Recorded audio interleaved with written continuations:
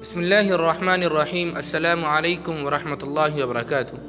معزز سامعین و ناظرین، تو لیجئے آج ہم پارہ نمبر 3 اور 4 کا خلاصہ آپ کی سماعت کے حوالے کرنے جا رہے ہیں، ملاحظہ فرمائیں۔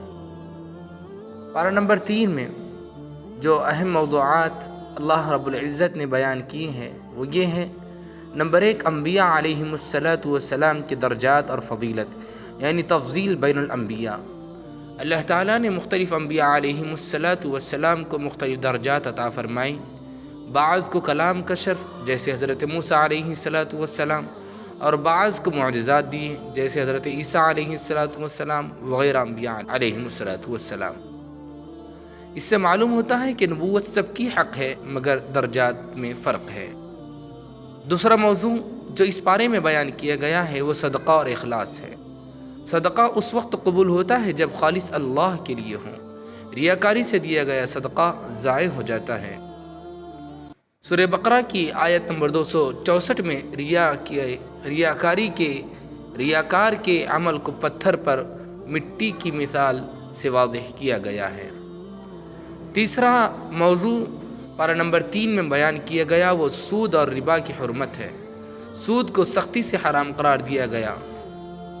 یمحق اللہ الربا ویربی الصدقات، اور سود لینے والوں کو اللہ اور اس کے رسول کی طرف سے اعلان جنگ سنایا گیا۔ فأذنوا بحرب من اللہ ورسولہ۔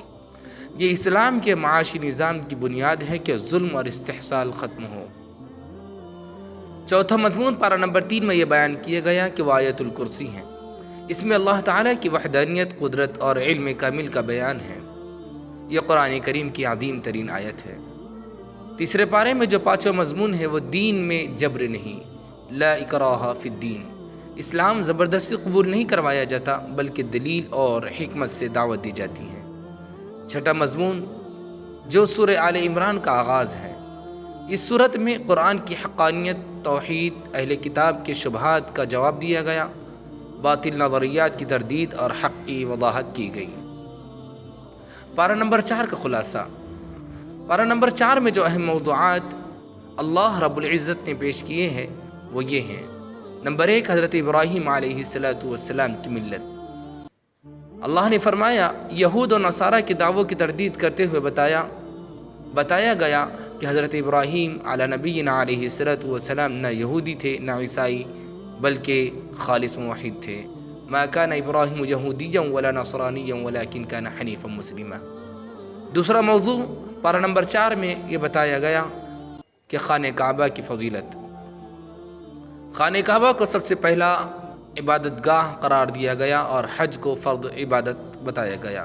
ان اول بیت وضع للناس للذی ببکۃ مبارکا وہدی للعالمین۔ تیسرا موضوع جو پارہ نمبر 4 میں بیان کیا گیا کہ اہل کتاب کی سازشیں۔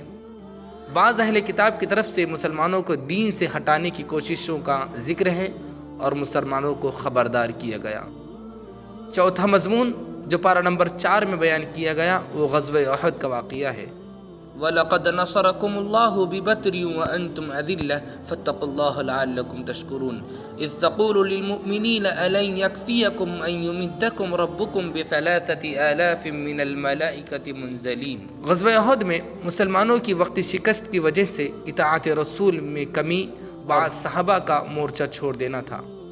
اس سے سبق ملتا ہے کہ کامیابی اطاعت اور نظم و ضبط میں ہے۔ 5واں مضمون جو اللہ تبارک و تعالیٰ نے اس پارے میں یعنی چوتھے پارے میں بیان کیا وہ صبر و استقامت کی تلقین ہے۔ اللہ تعالیٰ نے اہل ایمان کو صبر، تقوی اور ثابت قدمی کی نصیحت کی۔ آخری آیت میں ارشاد فرمایا اور حکم دیا، یا ایھا الذین آمنوا اصبروا وصابروا ورابطوا واتقوا اللہ لعلکم تفلحون۔ دونوں پاروں کا مرکزی پیغام نمبر 1 ہے اخلاص کے ساتھ عبادت اور صدقہ۔ پیغام نمبر 2 سود سے مکمل اجتناب۔ پیغام نمبر 3 توحید پر ثابت قدمی۔ پیغام نمبر 4 اہل باطل کے شبہات کا علمی جواب۔ پیغام نمبر 5 صبر، تقوی اور اطاعت رسول صلی اللہ علیہ وسلم کامیابی کی کنجی ہے۔ اللہ تبارک و تعالی ہمیں ان کہی گئی باتوں پر عمل کرنے کی توفیق دیں اور مکمل طور پر قرآن پر عمل کرنے والا بنائے۔ آمین یا رب العالمین۔ السلام علیکم ورحمۃ اللہ وبرکاتہ۔